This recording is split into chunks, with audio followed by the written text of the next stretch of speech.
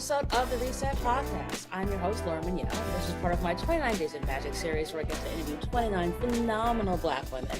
And today I'm so delighted to have CeCe Olisa, who's a fitness instructor and founder, on the show. She's got a great story, and I cannot wait for you all to take a listen. Let's dive right on in. Hey, CeCe, how are you? Hi, Laura. I'm great. Thanks for having me. I'm so glad to have you on the show. When I met you, I was like, she's just got light and wonderfulness about her, so I can't wait to talk to her. So I am super happy to have you on the show. First question, answers are always fun and entertaining. I'm sure yours will be no different. So CeCe, what was your all-time favorite job? Oh, um, I think my all-time favorite job so far has been when my first company was like at its height. So the Curvycon is my first company. We got acquired, and it was a beautiful thing. And it's a plus size fashion convention during New York Fashion Week, bringing, women to New York City during the best time of the year and doting on them and giving them panels and runway shows and bringing Lizzo and Chrissy Metz and Gabourey Sidibe. Like that was a great job. I love that job.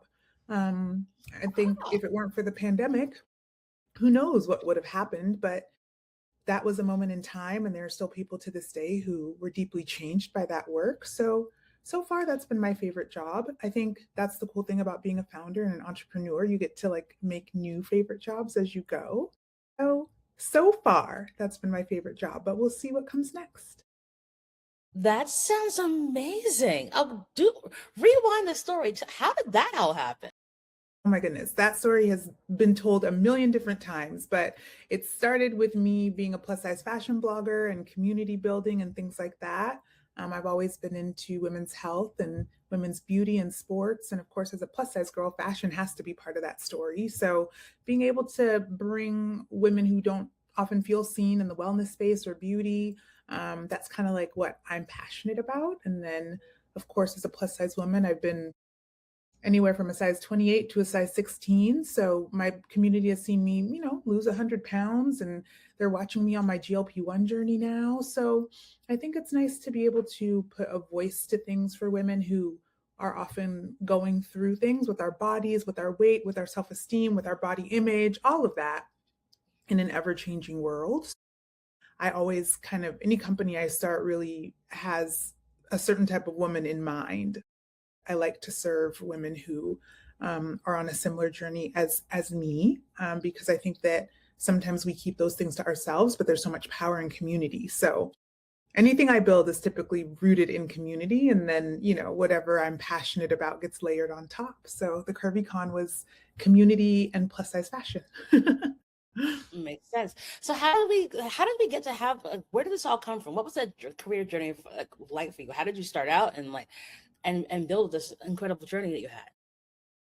I think for me, I always have had like a creative side, and then I would kind of live a normal life. So I think being able to express my creativity through social media is something that like feels really good to me. And kind of as someone who's like an introverted extrovert, it's nice to know that I can reach 100,000 people, but like do it from the cozy comfort of my own little Manhattan apartment, and like not have to like run out and be about to do that. So to have an impact on people, it kind of feels like part of my purpose at this point. And I think that my journey to loving myself through any stage of my body, I like to tell my community, don't wait on your weight to live the life you want. So kind of expressing that and making sure that I do my best to go first with these things if I really believe in something. So being transparent about my GLP-1 journey, like it wasn't easy in the beginning because body positivity kind of draws a firm line against intentional weight loss, right? So having to really explain to my community, like, yes, like I'm doing a lot of reading and understanding that like obesity is a disease, and it's not something about willpower or you're right or you're wrong or anything like that. So if we all get to be alive during a time where science is adjusting, right? Before you had a disease called obesity and people would prescribe you willpower and make you feel bad. But now if you have obesity, there is a medication. And if you had high blood pressure and someone gave you medication, you would take that. So why with the GLP-1 for someone with obesity is it this big moral, decision? We can love our bodies and still understand that with every 1 pound of pressure, with every 1 pound that we lose, we take 4 pounds of pressure off our knees. So as we age, when we think about longevity, looking at obesity as something that we could treat or not treat, and then deciding, is treatment right for you? And if so, like, how do you want to do that? Right? That conversation is new and it's scary. So I think Yeah. being vulnerable with that kind of stuff, it just seems to be helpful from a women's health perspective. And hopefully it'll keep, this is Black History Month. We're doing this. You want to interview Black women. Like, we need Black women around longer. We want our longevity rates to improve, right? So anything I can do to help with that conversation for women and plus size women and Black women and whatever part of that Venn diagram any of us fall into, I'm happy to do it. No, I love that. And as someone who has sort of had this rocky road of the GOP journey for the last couple of Mhm. years, and I am so glad to have you talking about this, because I think there is this sort of weird stigma going on, like, wait, you don't want to exercise enough, like you just don't want to try. Mhm. And it's just like, that's not it. It Mhm. is it is actually a disease, and we have gotten to a point now where there are medications available. So if it works for you, God bless. Like, why should we feel as if that we're somehow less than, or we're taking a shortcut, when that is just not the case? 100%. And so for you, what was sort of like your sort of moment of like reset that you were like, okay, I want to try something different?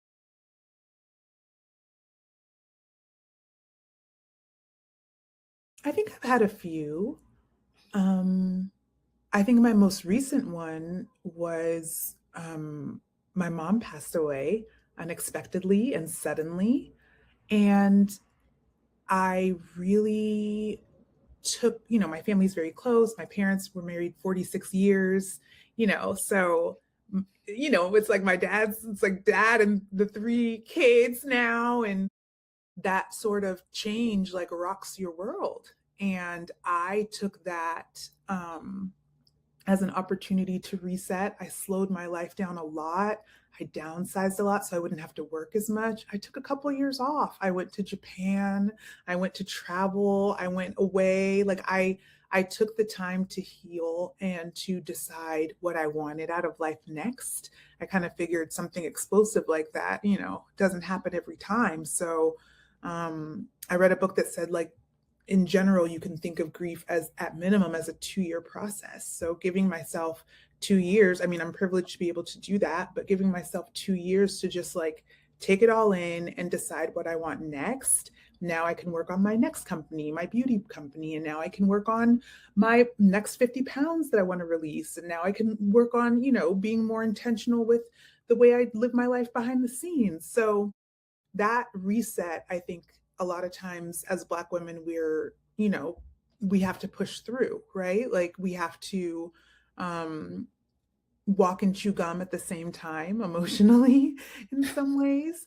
And so to be able to take that time apart, my heart broke for the people who go through grief and like have to go to work the next day, the people who have to go through grief and still have a boss that needs a report that was due whenever, right? Have Mhm. kids that they still have to take care of, have other parents that they still have to take care of. So any sort of, we are in this era of like rest and looking at that as more of a wellness practice as well. I think when it comes to grief, the process of like feeling the feelings and letting them flow and walking through that seasonality, for me, it gave room for like a reset overall. So now with my career, I feel very I feel very like the sky is the limit because I've taken time to be like, oh, this is what I don't like about the work I've been doing. This is what I do like about the work I've been doing. This is what I want my future to look like. Okay, well, if that's the case, then you need to be doing this so that that works out, right? So just taking everything apart because I'm like, look, everything fell apart anyway, like our world, my family's world, we will never be the same. And, that speaks to the love that we have for each other. But it's also like, never waste a crisis. Well, I mean, it is so very true, where it's just like, and also being able to take the time to actually do that is such a blessing, and not to take that for granted and like, well, let me just still try and push through and like I'll still figure it out. Versus like, no, it's been a big theme of this year's roster of women for 29 days about like actually taking the rest and then not being like you're doing something for anybody else other than yourself. Because if we don't rest, we will not be here. Mhm. Like it is just a fundamental difference that we have to have of like accepting that, yeah, no, rest is it's our right. It's not something where I have to like schedule it in. Like just take the moment and have the ability to actually give yourself that grace. Also, we had like again, the last 6 years have been wildly traumatic on many, many levels Yes. for everyone. And we Yeah. haven't, and a lot of folks have not had a moment to breathe as a Yes. result of that. And so when you do get that chance, do take it and run with it and Mhm. find what matters to you. I do put rest in my calendar though, just for the record. I literally have blocks in my calendar that are like, do nothing, like right here. And like if something infringes on that, I adjust it, right? So some of us, Nice. like sometimes we do have to schedule it in or that creep of time. And because we are giving people and we do have big hearts, right? So sometimes balancing all of that, sometimes you do have to, I have gym appointments in my calendar, all that kind of stuff. You're gonna have to teach me how to do this because like I will put the gym in the calendar Mhm. and then I will ignore the gym in my calendar. But everything else that's in my calendar gets taken Mhm. care of. So, Mhm. you have any advice for me so that I can actually prioritize that? 'Cause That's a good it's question. a challenge. I feel like one, I would I would say for myself, whenever I was in that space that you just described, I was like overextending myself. So telling myself like, okay, it's going to be 5 days a week, like starting now. And like that's sometimes not realistic, right? So I think my Yeah. first thing would be like just put a couple of appointments on your calendar, one during the weekend where you have a little bit more bandwidth, and then one during the week. Maybe it's a Monday and you just push through and you get it done. And then I also think if you are a gym person, having a gym that you actually like, I think is helpful. Like for me, the gym is like a whole experience. I like make the most of it. And I also have a walking pad at home. So sometimes it's just about we're gonna get these steps in, we're gonna get this cardio in.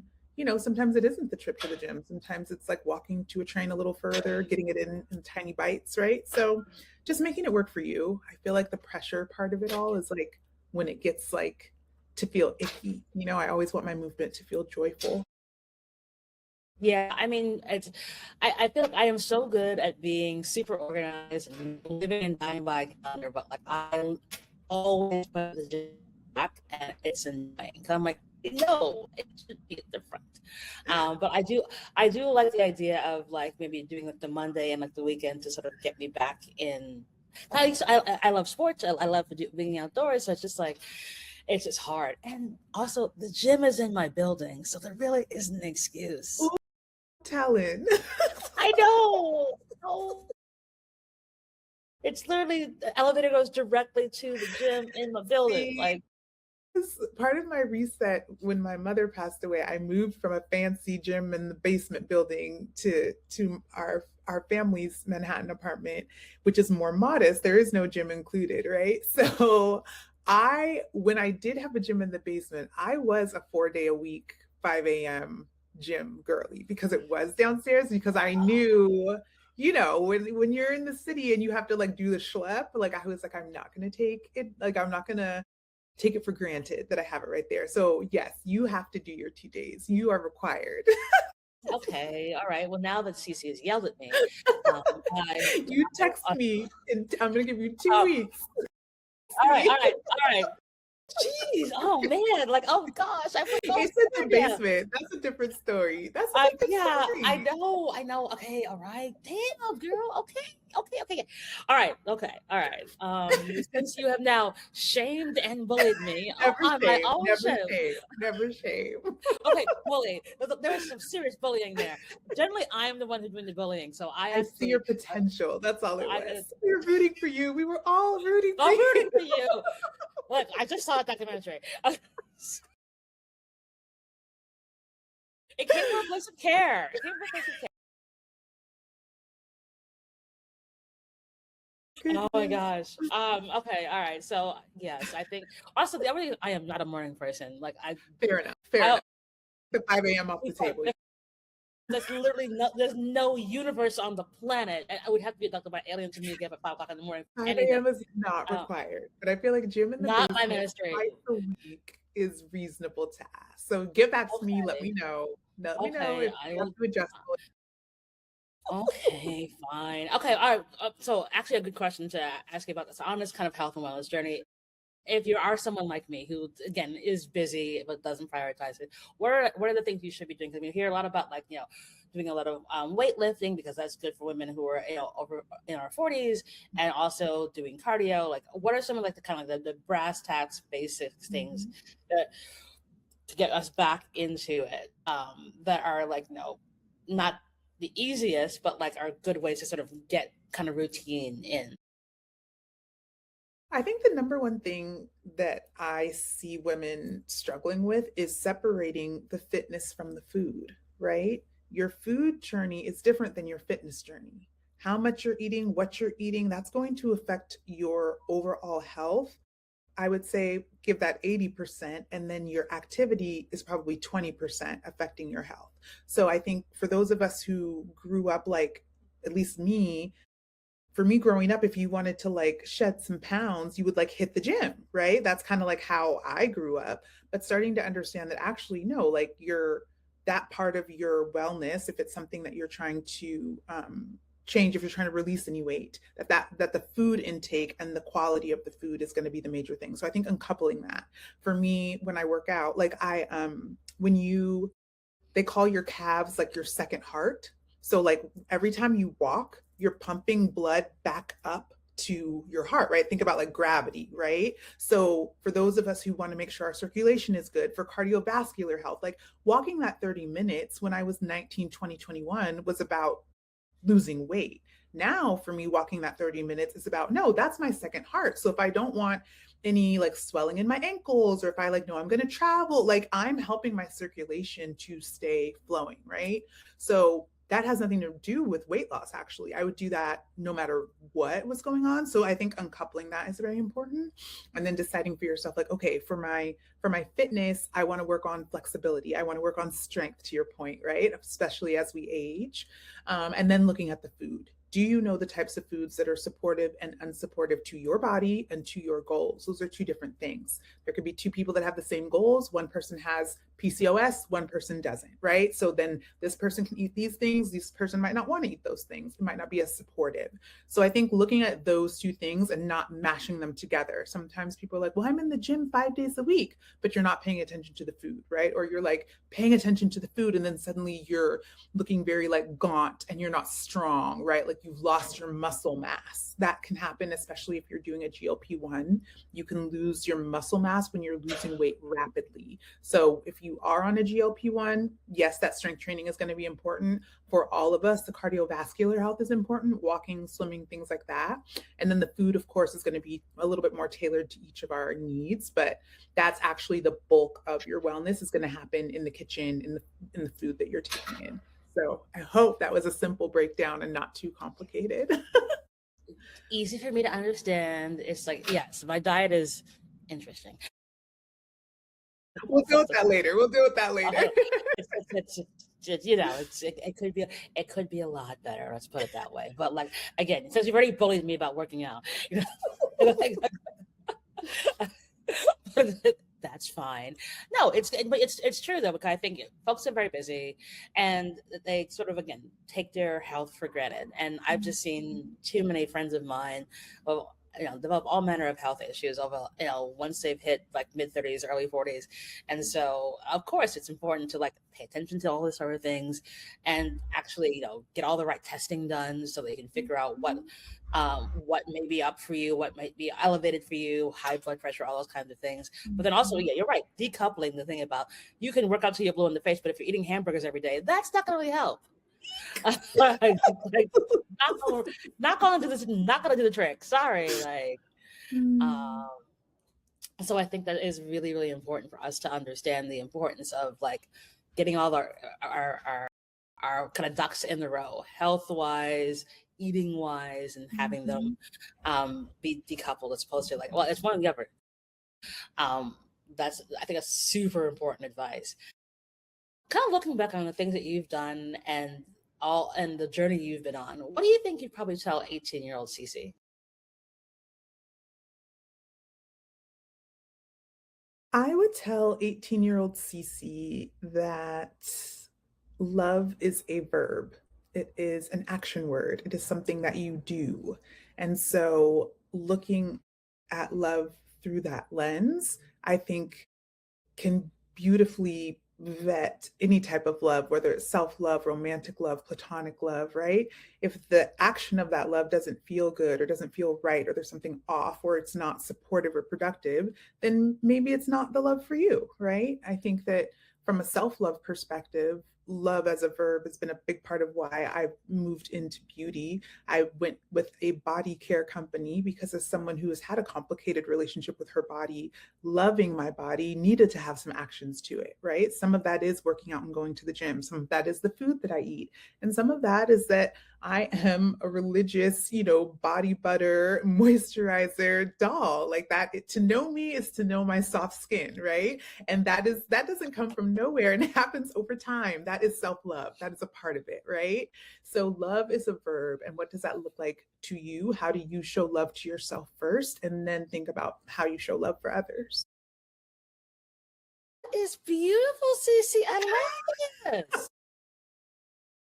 Again, in oh my gosh, in 400 episodes of the podcast, I don't think anyone's ever said that as their 18-year-old advice, but that is phenomenal and so important. Oh my Mhm. gosh. I do think it's so necessary to love ourselves and then act on those on that love. So yeah, Mhm. from the same year, I love a good moisturizer. Like, it's like but also feeling that for yourself is so imperative, especially when you feel like the world around you doesn't want to love you. Mhm. And so being able to be like, yes, I'm going to act on this love for myself, which means take Mhm. care of myself, treat myself good, take myself Mhm. shopping. I'm going to take Mhm. myself shopping. I'm going to take myself shopping. Like, Treat yourself. Treat yourself. treat yourself. It is an act of love. It is an act of love. Um, so that's so very important, and I think we have to remember that, like, yeah, find the joy and find the love in Mhm. all these elements, and like that starts with Mhm. yourself. Like, if you're not feeling Mhm. awesome, how can you help anybody else if you're not Yeah. feeling great? Yeah. Uh, and kind of talking about more about how you feeling good and feeling great. What's one thing you're really grateful for right now? Mm. You know, I journal every morning. And for the past, I think ever since that first snow and freeze that we had, just being in an apartment with warmth and food and just shelter, like the basics these days. I think there's so much happening in our world, and there's nothing that we can take for granted right now. There are things that we have seen that we never thought we would see. And so sometimes keeping it down to the basics, like I will start my day with gratitude. Like, my goodness, I woke up in this warm, cozy bed. The radiator is on, okay? Like,